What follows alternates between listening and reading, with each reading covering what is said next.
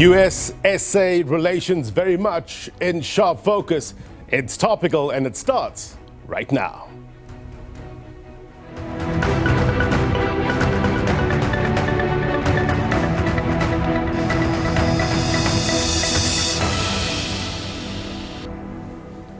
A very good evening to you, South Africa, those watching around the world. My name is Blaine Herman, and this is It's Topical, our digital audience with us tonight. Looking forward to getting some of their questions in a short while with our guests. In 2023, the United States was the second largest destination for South Africa's exports, with bilateral trade totaling over $17 billion. We heard that being mentioned during the SA-US Interactive Business Forum in September last year. So, the trade relationship is material. What about the broader geopolitical relationship? There are a few contentious issues. The Russia-Ukraine war, the current situation in Gaza, not forgetting a slew of executive orders with some aimed at this country. Now, whether you like him or not, Donald Trump won the US elections and has been given a mandate by the majority of Americans to carry out his visions. That is his right. But is it the right thing to do, given the state of play?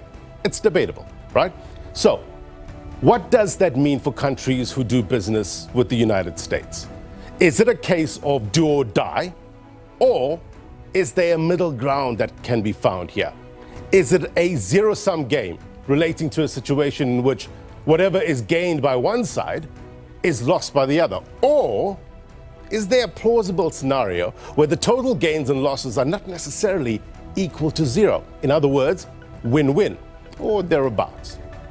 We have the better minds of the program tonight to give you fresh perspective and possibly raise other options that might not be so obvious. There you see them in the bottom of your screen, the two former ambassadors, among them Sophie Mokoena, SABC News International editor, offering a unique perspective, not only on the state of play, but more importantly, on the way forward. We will hear from them in a short while.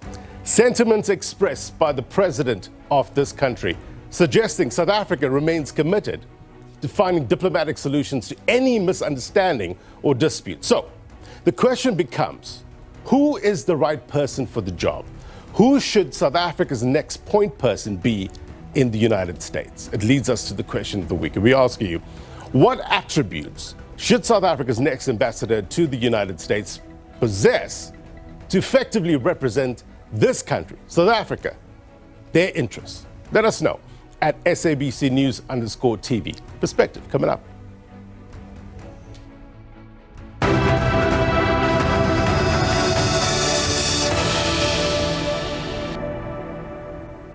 All right, I want to get you some context. I want to tee up this discussion so you have a sound understanding of what we're about to discuss, what we know and why it matters. My guest tonight, SABC News International editor Sophie Mokoena, just returned from Namibia. I want to get a broad strokes of your trip there and how they view this whole issue, but just maybe help the viewers understand, how did we get to this point?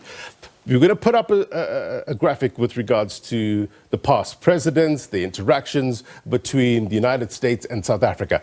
Where, in your view, did it start to sour? Well, I think let me start with Namibia. I think Africans, many that I met in Namibia, because this inauguration was attended by many diplomats and heads of state and government in the region.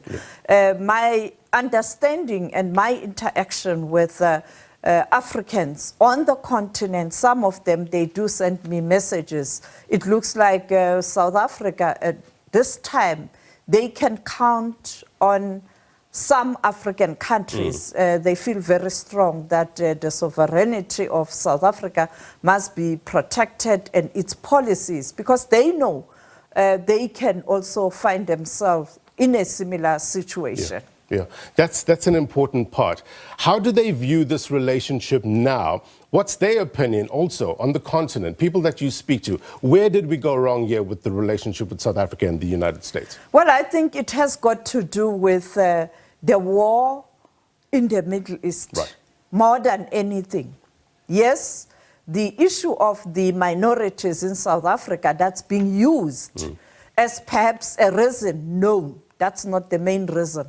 I think it's the war in the Middle East. You know, the relationship between the United States of America and Israel are quite strong. And us going to the ICJ and ICC in particular, because with the ICC, you hold individuals accountable, and those warrants of arrest for the former Minister of Defense of Israel and the current Prime Minister of Israel. Right. Yes, of course, there are other issues. I don't think the war in Ukraine this time around is a major issue. As you can see, President Trump is trying to mend the relations with Russia. You know that during President Biden, there was an issue there because President Biden was pro-Ukraine. And therefore, I think for me, when I look at what's happening, the main issue here is Israel. But of course, and other issues that are playing themselves out. I think the group of people who went to America took an advantage since, not now, since the tension in relation to the Ukraine-Russia war, when President Biden's administration wasn't happy about South Africa's relationship and support for Russia, you know, Lady R. And therefore, it's not starting now. For those who follow international news and have been following the South African foreign policy under pressure,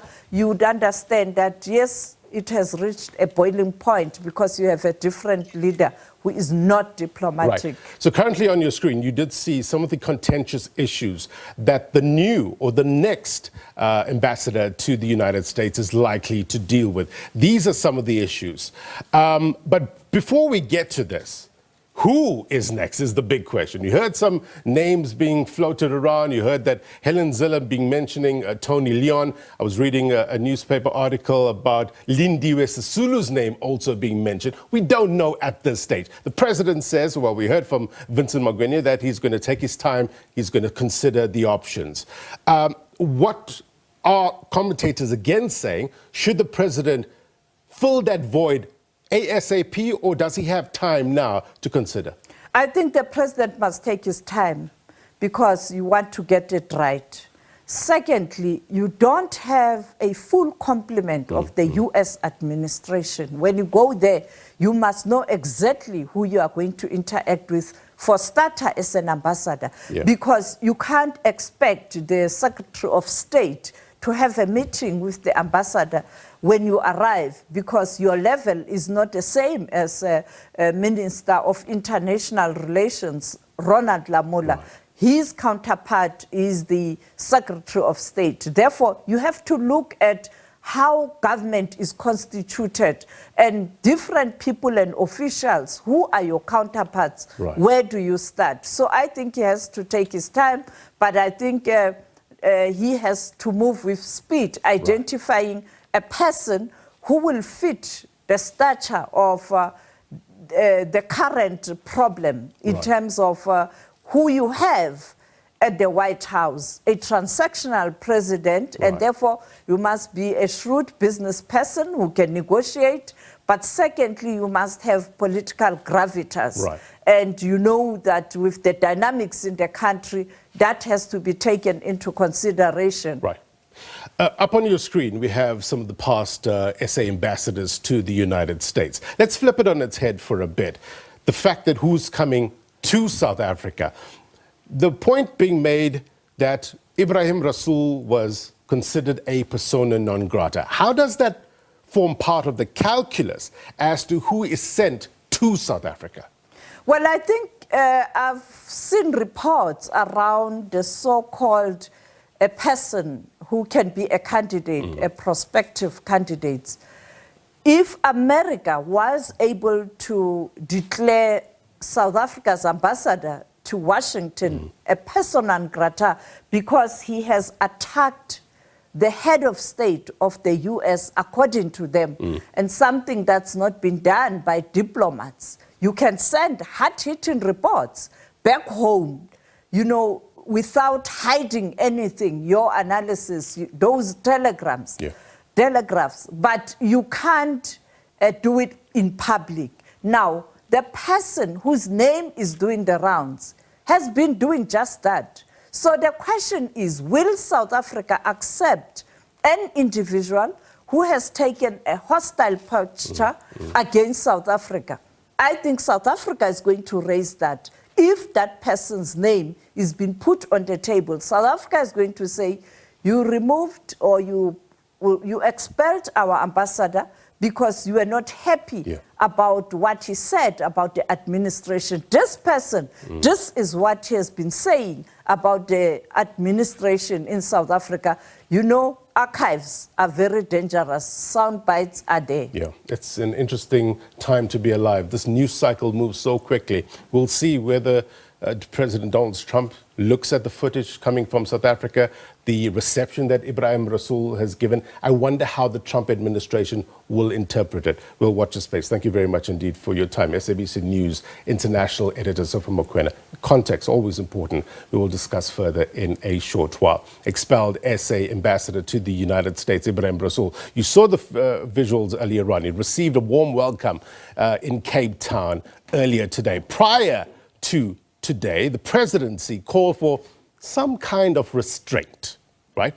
And for people to recognize the prevailing conditions and not to basically make things or matters worse. Now, addressing his supporters, Rasool said his return home, it's without regret. He also commented on the attributes his replacement should possess. Take a look. We have this relationship that we must reset and we must rebuild. And we must hope that President Cyril Ramaphosa will be able to pick up where we left off. We had to go to what is the diplomacy of Ubuntu, the diplomacy of mutual interdependence, that I am because you are.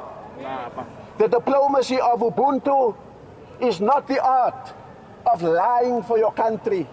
That's true. It is the art of speaking the truth, but gently.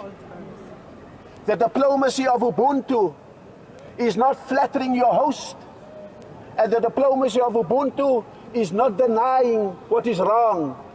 The diplomacy of Ubuntu is intellectual engagement, and it is persuasion of your host about a better way. The diplomacy of Ubuntu is not sacrificing your values, but it is about universalizing your values. The diplomacy of Ubuntu is not about forfeiting your interests and not having interest with another country, but it is about pursuing your interest, but keeping your dignity. All right, I want to get your reaction with regards to what has been transpiring over the past 24 hours.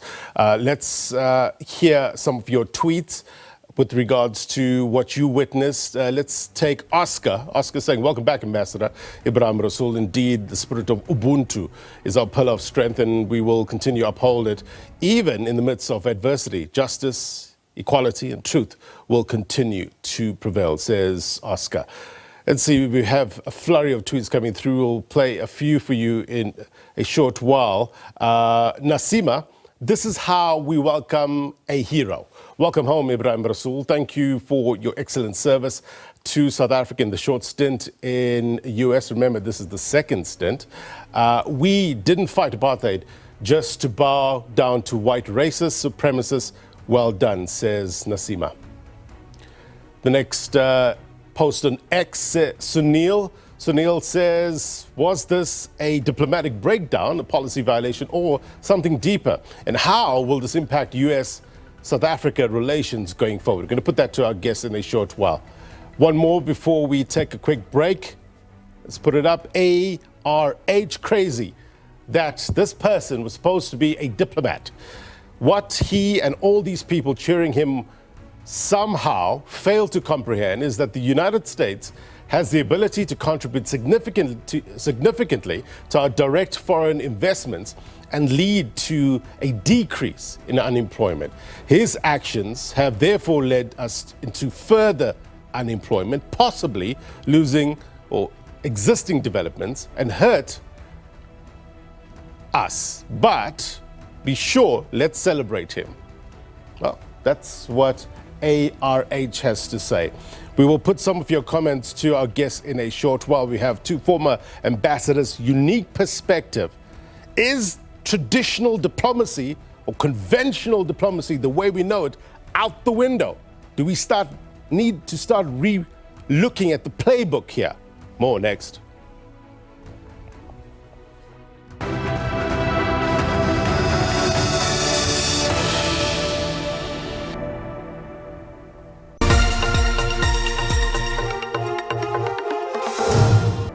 Welcome back. You're watching It's Topical. The question of the week, we're asking you, what attributes should South Africa's next ambassador to the United States possess to effectively, and that's the important word, the operative word, as they say, represent this country's interests? Let us know at SABC News _ It's Topical. We've gathered some esteemed guests, the better minds, as they call them, than mine, to give us some fresh perspective. Charles Stilth is former U.S. ambassador to Tanzania during Bill Clinton's tenure as president and currently executive chairperson of the Pulu Group. Welcome, sir. Also joining us virtually is Dr. Kingsley Makhubela, also former diplomat and risk analyst, previously served as this country's ambassador to Portugal and Kenya. Jeenah is also with us, senior researcher humanity at the Mapungubwe Institute for Strategic Reflection. Thank you all for joining us. Dr. Makhubela, maybe I can pick it up with you just to get a sense of what we witnessed earlier with Ebrahim Rasool's welcome in Cape Town. I wonder how that will be interpreted back in the United States. How would they see how the former ambassador to the United States reception? What's your read?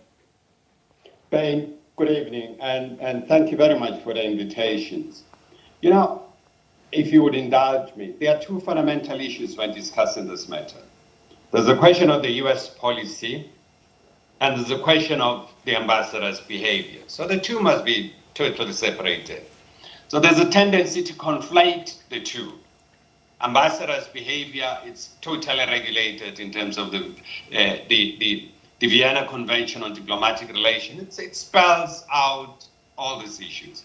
Policies is what government decides to do. What we've seen now, and I'm picking up two critical issues. Ambassador Rasool, upon arrival, he agreed that he's going to report back to the president, but he has already made his report known. Yep. It's not regretting, appealing to the president to appoint whoever comes as the next ambassador to pick up where he left, before even knowing if the president is going to agree with his behavior. Mm-hmm. So those are two separate things, but it sends a message to get a large number of people ready to go and welcome him. There's nothing wrong in that. But the problem, the message it sends is that we condone somebody who has put this country's diplomacy in disrepute. Mm. That's what comes in here. It's not about him, it's about the country. The country is too important than individuals. Ambassador Stilth, Ebrahim Rasool made a point to mention that this is not the United States of Clinton, it's not the United States of Obama, and therefore the language must change. How so, do you think? Well, let me pick up where my colleague left off, that there's policy, and then there's the process that gets played out in the acts of diplomacy. And you're precisely right. This is not the United States of Clinton or the United States of Trump. It's the United States of America. And this is about the relationship, the bilateral relationship between the U.S. and South Africa. And so the obligation of the ambassador is to articulate the policy of this country. Every time the ambassador speaks, it's on your credentials, right, that you are in our case, that we are the personal representative of the United States of America, which means every time we go in public and we speak, that's who we're representing. We don't have the right to present our own views publicly. We don't have the right to present the views of the party from which we might come, or the particular interests from which we might come. Our obligation is to articulate the policy of the country that we represent. And, I think this whole episode has been unfortunate for a lot of reasons. The first of which, obviously, it doesn't help the bilateral relationship. But the other thing, and this is something that I hope that the South African government appreciates going forward, and that is that for the average American, foreign policy issues don't rate very high in terms of the things that they consider. They don't pay a lot of attention. And so here, there's a real opportunity for the next South African ambassador to go across the United States and engage TV stations at the local level to articulate very clearly what South Africa's policy positions are, to give some sense of the history of contentious issues like land appropriation. And that helps to build the bilateral relationship, not theatrics. He did mention, Rasool, that is, that we cannot be simplistic in our ideas. And he said that you must put, the simplistic part is you put a white ambassador in the United States because there's a white president.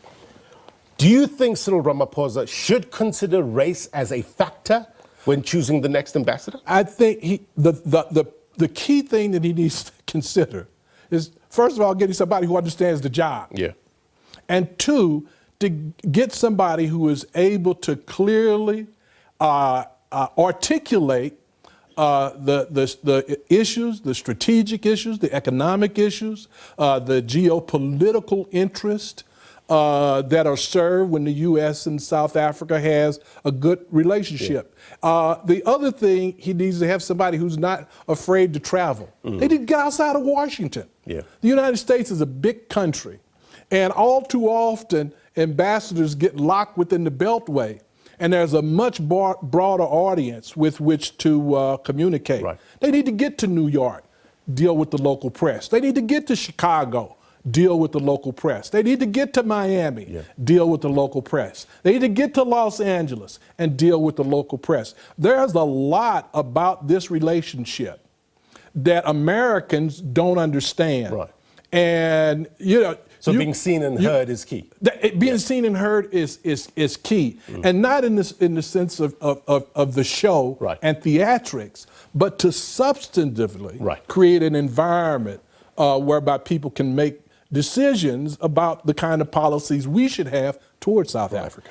Naim Jeenah, Ebrahim Rasool stands by his analysis on the Mistra webinar, and he was saying that his analysis was on a political phenomenon, not a personality, not on a nation, not even on a government. Do you think there's a missed opportunity here whereby the conversations that you've been hearing over the past couple of weeks is concentrated on the why and where he said it, not on the what he said, the core issues? Yes, in the main, that's true. I mean, there's one paragraph out of a 2-hour webinar that has been taken and made into a big issue. The bulk of his speech, in fact, there are many South Africans who are not thrilled with the bulk of his speech, where he said that South Africa should not be antagonistic towards the United States, that the US is a very important partner to the US in various kinds of ways, that it's our, which is a fact, our second largest trading partner. He made the point that our largest trading partner, China, and 80% of our exports to China are commodities, raw materials, while 70% of our exports to the US are manufactured goods. He said all of these things in an attempt to improve or to say that the relationship is important and needs to be developed. People are not hearing that, and that one paragraph, which absolutely, by the way, I agree with that analysis of the Trump administration, that has been taken out, published on a right-wing website in the US, and the Secretary of State made a decision on the basis of that article without listening to everything else that was said. And this notion that that he engaged in theatrics, I think is a problem. There was no theatrics.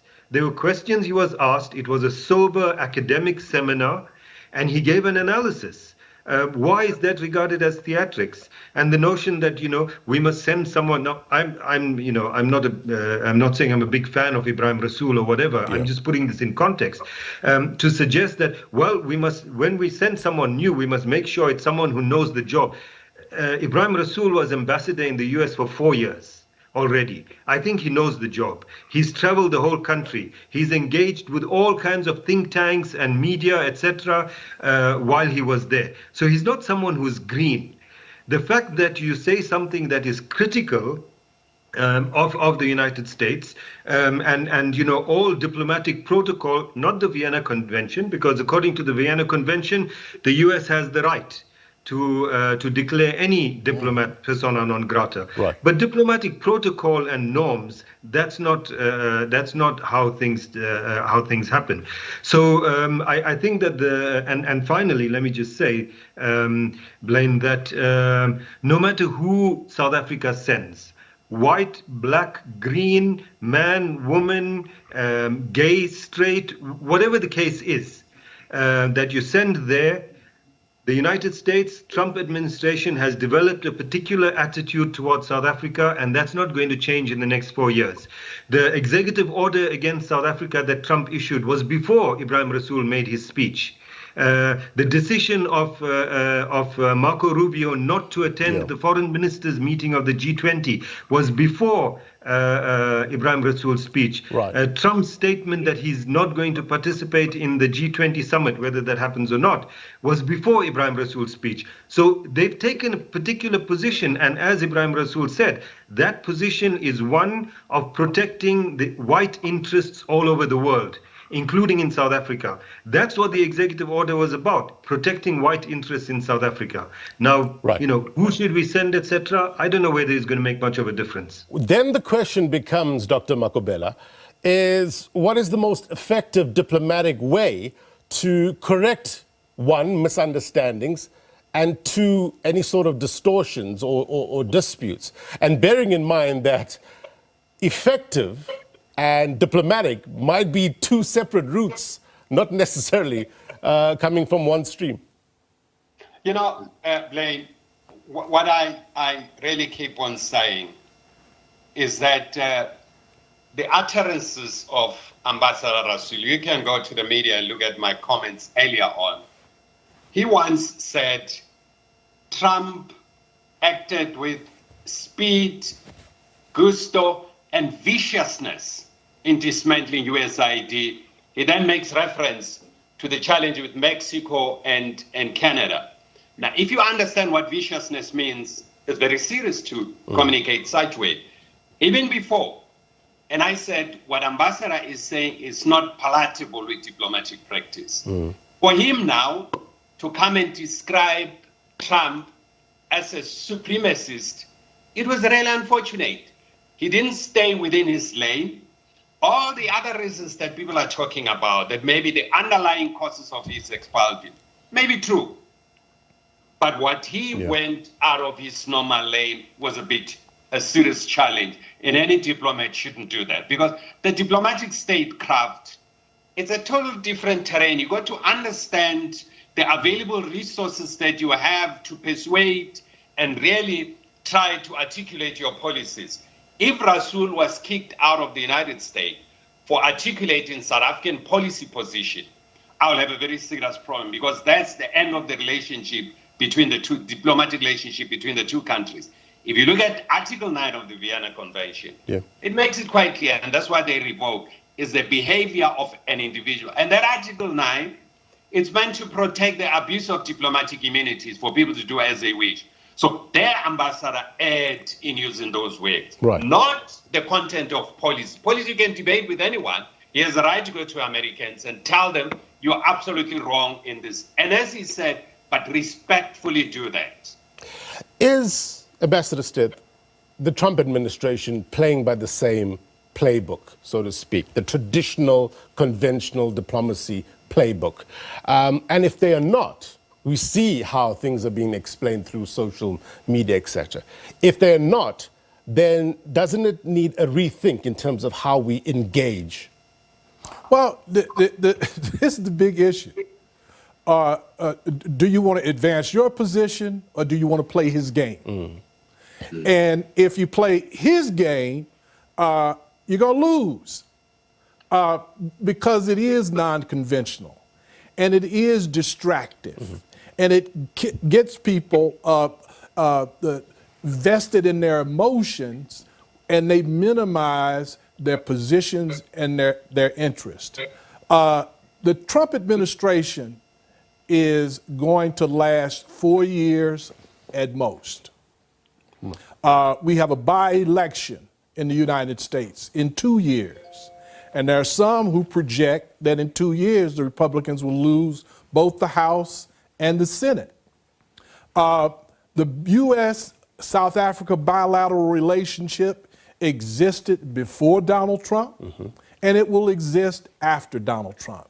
And so the issue is, how do you look at your immediate geopolitical interest, the immediate issues relative to the bilateral relationship, and how do you look at what that means going forward? Right. And all of the things that we've been talking about in terms of the volatility and the hostility in the relationship at this point only brings into clearer relief the importance of being able to play this game at a much more elevated level. So, Naeem, Jeenah, before I go to a digital audience, is it a case of South Africa playing the long game here? Wait it out until 2028 and then hopefully the next administration will be more amenable to South Africa? Or do we need to start fixing now? No, I think that long game is important. As the speaker before me said, Trump is going to be there only for 4 years. Well, we hope. Well, I mean, that's another point as well. We heard political strategist Steve Bannon talking about looking at a third term. I wonder. Yes. So, you know, I mean, he has done all kinds of unconstitutional things already. That's another one on his agenda. So he might, but let's assume that things go the way that it should. He'll be there for 4 years. The relationship between South Africa and the United States, as Ambassador Stilth said, has been there long before Trump and will continue long after Trump. South Africa needs to sit and wait it out, but not sit and wait it out by not doing anything. I think there's a few things that need to be done, and we need to start doing that immediately. One of them is work with American businesses, many of whom have privately already said that no matter what the Trump administration does in terms of South Africa, they are looking at ways of circumventing that and continuing to deal with South Africa as they always have. To work with the African American community in the United States and other communities in the United States that are feeling the brunt of Trump white supremacism, because that's what it is. Then to strengthen our global South relations and our relations with Europe, for example. I mean, who would have thought a year ago that European states would publicly stand with an African state against the United States? That's what we're seeing happening with the G20 and other issues now. This is an opportunity to build a kind of global alliance that says that this kind of right-wingism and supremacism is not something that the rest of us in the rest of the world will accept. But the relationship with the United States, we should take it easy. The president can take as long as he likes to appoint a new ambassador, end of the year, next year, whatever it is, because in 4 years' time, we'll be back to another president and things will continue. All right. Blame. Go ahead. You know, this idea that Trump, because he's a Republican, is taking this position, and the same position won't be taken by the Democrat, it's not quite accurate. Point. The tension began during the Biden rule. You recall last year, January, about 210 lawmakers came up with an act that they were developing, and they instructed the administration to report regularly to Congress about how South Africa is undermining the U.S. Foreign policy interests. And they stated a number of issues, including the Palestinian conflict and so on.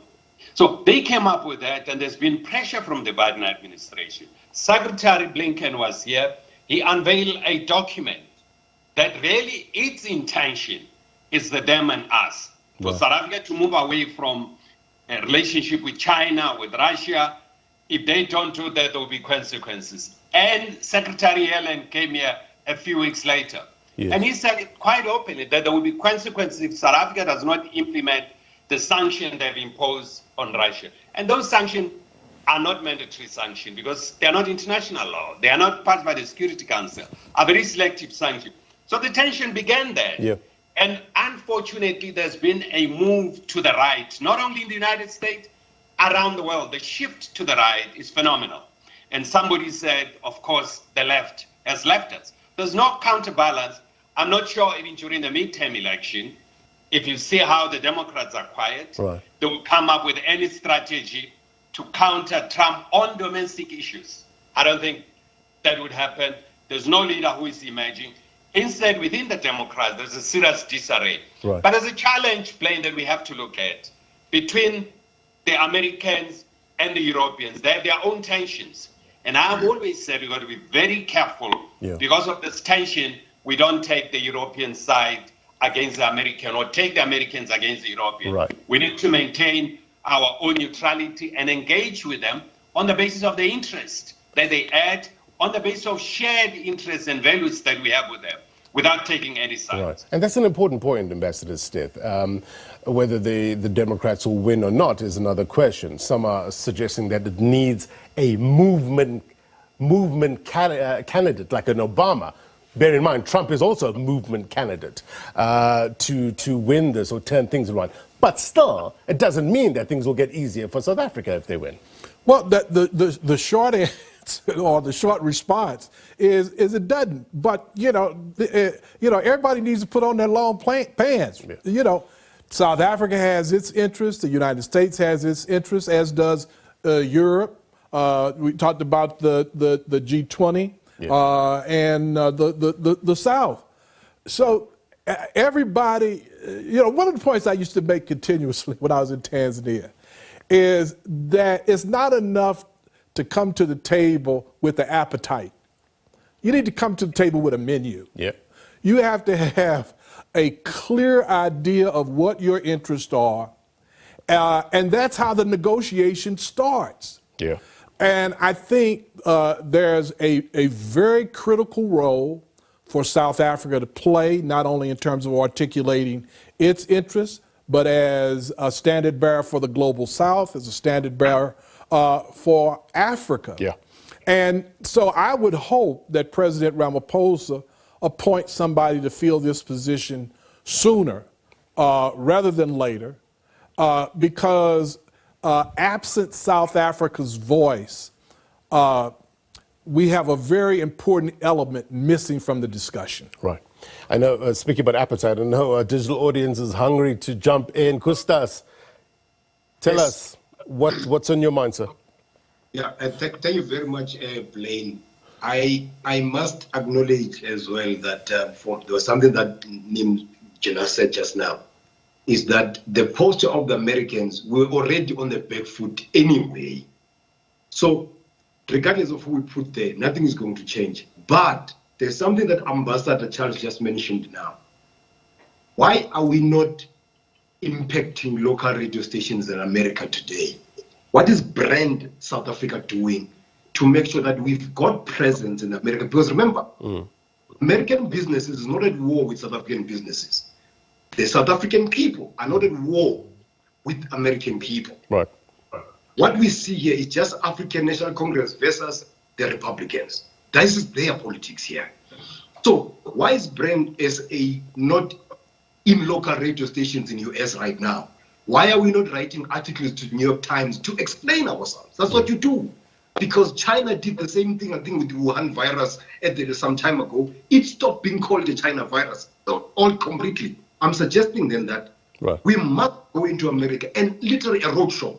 Not this, what the president was saying, because that's ANC Republican. They want to hear, but they will hear brand SA. If he's somewhere in Kansas City, I hear your point. Chicago, that would be listened to. All right, because Kustas. Business. So we need a different approach altogether here. Thanks, Kustas. Let's hear from Utando.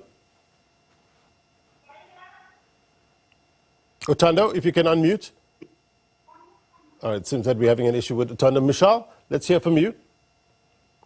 Thank you very much. I think, just to kind of build on everything that's been said, I think that the next South African ambassador to the US will have to be someone who can uniquely manage this balancing act of, on the one hand, being someone who can speak the language of the Trump administration and manage the expectations of the Trump administration, whilst on the other hand, also remaining firm on South Africa's interests, and also doing so in a way that does not create the perception that South Africa is willing to back down on issues that are critical to our identity, just in order to appease Western powers. Dimakatso, point taken, Michelle. Dimakatso, let's hear from you. Thank you very much. I think with the next ambassador to the United States of America, we need to be critical about who we're sending and why we're sending them there. Again, the relationship with the United States of America has been extremely fragile, or the tensions have been extremely high in the past year or two. And we need to understand how to manage them. What are we doing to manage them? But also what is very critical is now the exploration of alternative markets to balance the relationship with the United States of America, because we shouldn't accept being bullied. I mean, it's degrading to have now to choose between our economic interests and our political interests, which we should be managing to balance that out within this administration. And we shouldn't wait it out. The appointment of the next ambassador must be sooner rather than later, because the relationship with America and South Africa is very critical. Right. But it needs to be reflective of such that it's one of mutual interest and not the other way around. Dimakatso, thank you very much indeed. Let's hear from Ruth. Ruth? I think to summarize what the expectations should be of the next ambassador to the US is essentially they need to be as wise as a serpent and as calm or as gentle as a dove. Understanding that they need to be calculating and strategic. However, at the same time, they should not play into the games that Donald Trump is doing in his unconventional way of diplomacy, because that is a zero-sum game. There's no winning there. Right. So they need to ensure that they are proactive, they maintain diplomatic protocol, ensuring that our national interests are taken into account whenever relating or engaging with the United States. Right. How to handle things that we are not familiar with, or this country is not familiar with. The next ambassador to the United States will probably have to deal with one Elon Musk as well, as a factor or part of the calculus in terms of mending this relationship. How does that person go about doing it, Ambassador Stilth? Well, again, clearly Elon Musk is a factor, not only in foreign policy, but in domestic policy. But he has no statutory role to play in the bilateral relationship. I don't see where there's any interest served in the new South African ambassador engaging with Elon Musk. He doesn't represent the United States of America. Now, he might represent Donald Trump, but, somebody mentioned, the importance of staying in your lane. Yeah. As the ambassador, it's not terribly complicated. I even got it, right? That my job as ambassador of the United States to the United Republic of Tanzania was to articulate the policies of my country in that country, and to do it through every means possible. And if the ambassador, the next the South African ambassador, stays in that lane, there's an opportunity to accomplish a lot. One of the things that I find amazing is here in South Africa, I watch CNN. Yeah. In addition to SABC, I might add. And, you've got programs like Inside the Middle East, Inside Africa, Inside Europe, Inside Asia.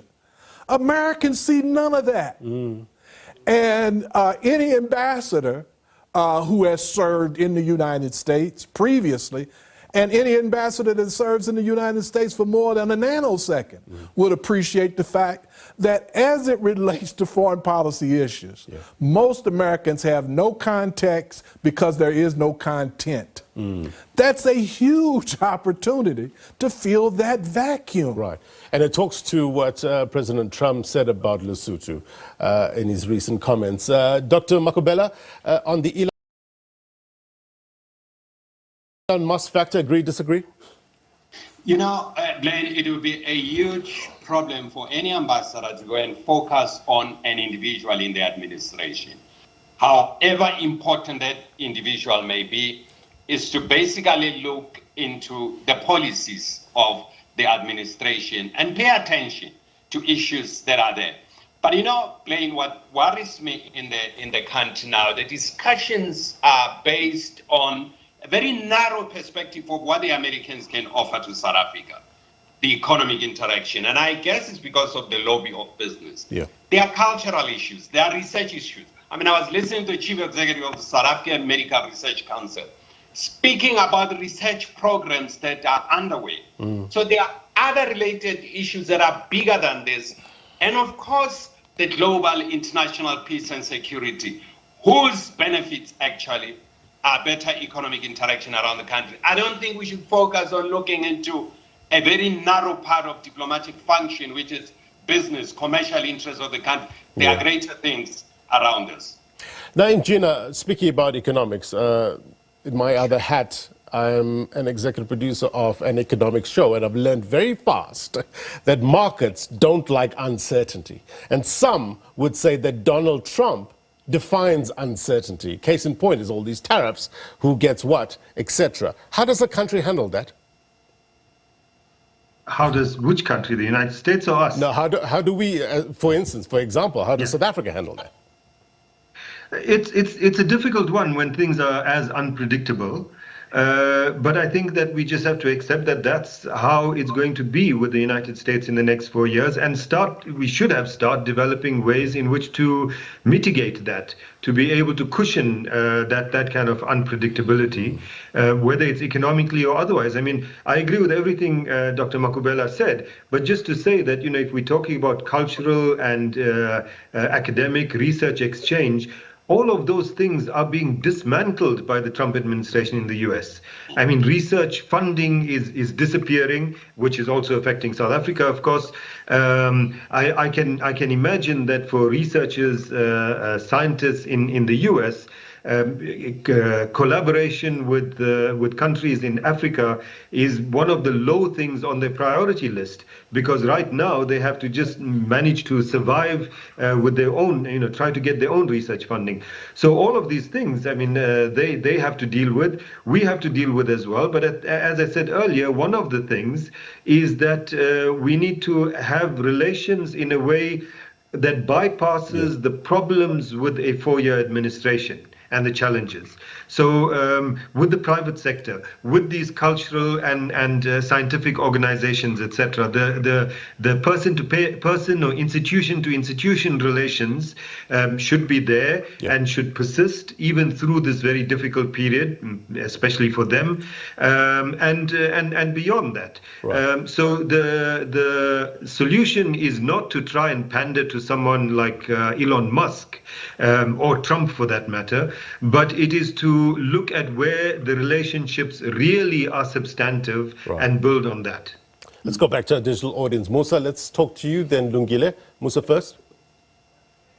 Thank you so much for this opportunity. I think the next diplomat that must be sent to the USA must not be someone who articulates their opinions, you know, on face value, but they find a way in which they can cross their points in order not to, you know, mitigate the relationship between the USA. And I also agree with what Michelle said about balancing the, you know, United States policies with the interests and the values of South Africa. Thank you. All right, Lungile.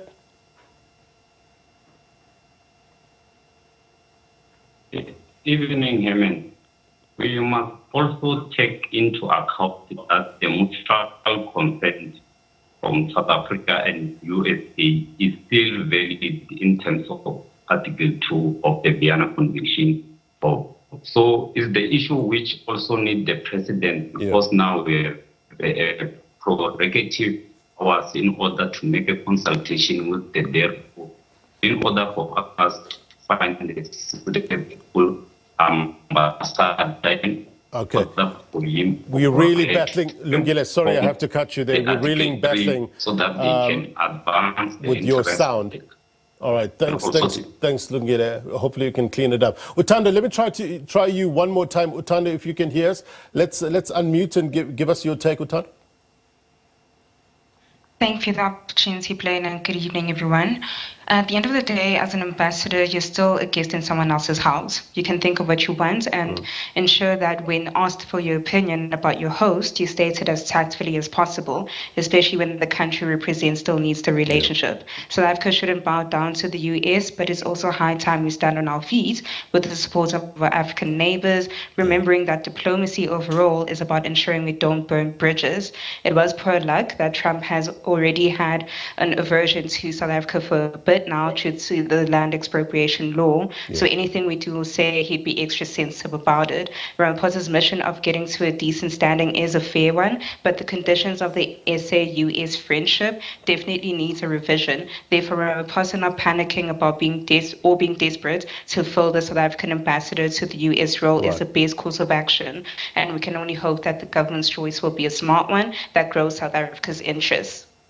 Utanda, thank you very much indeed. She's part of our digital audience, ordinary South Africans from around the country, extraordinary in their own right, I might add, giving us their take on this matter. We also went out on the streets, various streets of Johannesburg, seeking diverse views on this. And this is what she had to say. Take a look.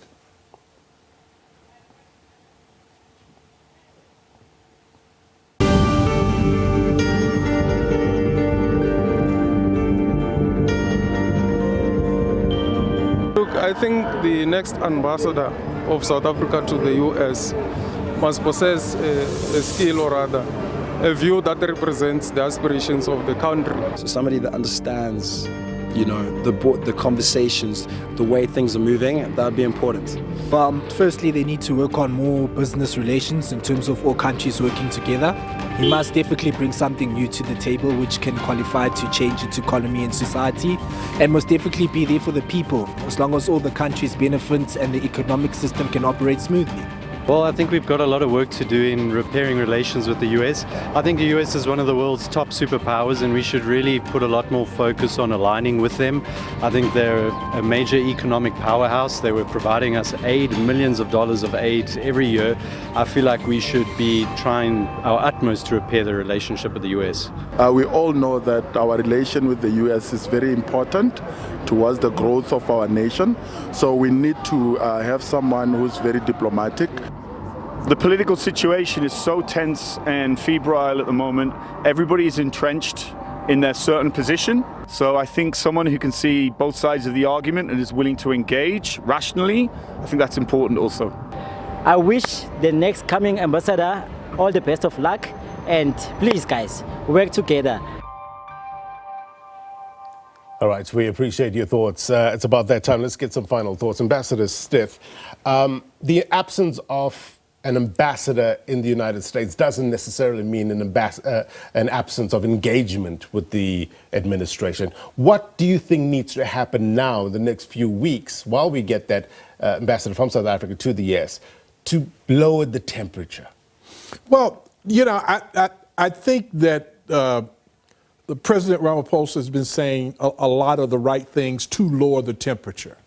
I know the folks in the bleachers might like to see a little more action, but I think he's been saying a lot of the right things to lower the temperature. I hope that a significant number of people in the Ramaphosa administration, if not the president himself, has watched this show this evening, because I think the panelists have contributed an enormous amount of insight and sophistication about what the stakes are. I think it's important, as I said earlier, that they appoint somebody and they appoint somebody soon. Right. You're right that South Africa is so important that a lot of what happens in terms of our bilateral relationship happens at the bilateral level. But that notwithstanding, the symbolic importance today of having an ambassador from South Africa in the United States is probably more important today than it's ever been. Dr. Makhubela? He's absolutely correct. This is the time that we need to respond with necessary speed to appoint an ambassador, because an ambassador opens up a lot of doors. An ambassador would have access in Washington where normally any ordinary diplomat will struggle to do that. There's a certain level of courtesy that is extended to the ambassador. I really appreciate also, Blaine, what all these young people were saying here. I think I've learned a lot. They are my wonderful teachers. They have a good understanding about diplomacy. That diplomacy is continuous negotiations. It's innocuous, it's not harmful.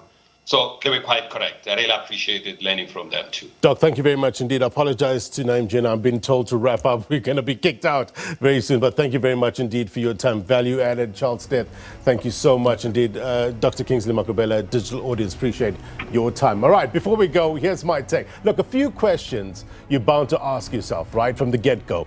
Does cooperation with the United States still align with South Africa's national priorities? To what extent does it extend to the people-to-people cooperation in important spheres such as education, trade, tourism, etc.? It goes on.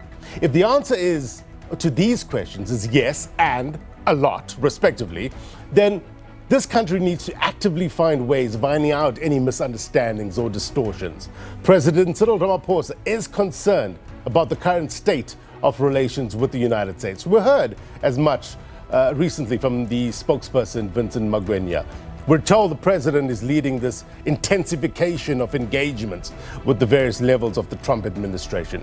So the urgency to hit the reset button is evident. The umbrella question becomes, what will it take to repair this relationship? 3 words: time will tell. And yes, let's all say it together. These are the 3 most loaded words in geopolitics. And that's my take. If you miss anything on this program, be sure to watch It's Topical on YouTube and SABC+. Until next week, my brothers and sisters, take care. Bye-bye.